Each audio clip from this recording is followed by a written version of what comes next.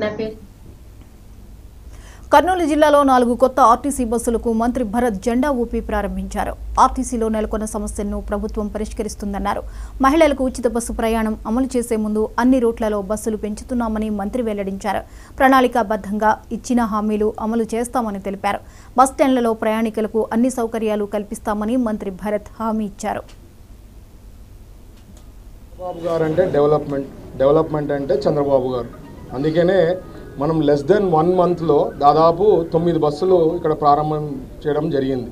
ఈరోజు కూడా ఎక్స్ప్రెస్ బస్సులు ఎమిగ్నూర్కి, తర్వాత హైదరాబాద్కి, ఆదోని, శ్రీశైలంకి రూట్స్ ఆర్ఎం గారు ఎక్కడైతే రష్ ఉందో అక్కడ ప్లాన్ చేసి చేయడం జరుగుతోంది.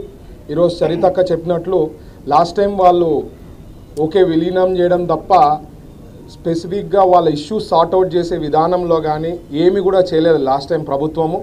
ఖచ్చితంగా ఇప్పుడు ఉండే ప్రభుత్వం, మా తెలుగుదేశం ప్రభుత్వం ఖచ్చితంగా, అంటే ఎన్డీఏతో ఉండే ప్రభుత్వం ఖచ్చితంగా ఏమైతే సమస్యలు ఉన్నాయో అవన్నీ కూడా డిస్కస్ చేసి సార్ట్అవుట్ చేసే దాంట్లోనే ఉంటాం కాబట్టి మాదంతా పాజిటివ్ ఉంటుంది, డెవలప్మెంట్లో ఆలోచనలో ఉంటుంది కాబట్టి మా ప్రభుత్వంకి ఎప్పుడు కూడా ప్రజలు కూడా ఆశీర్వాదం ఉండాలన్నదే కోరుకుంటున్నా. ఇకపోతే ఇంకా రివ్యూస్ చేసేది ఉంది.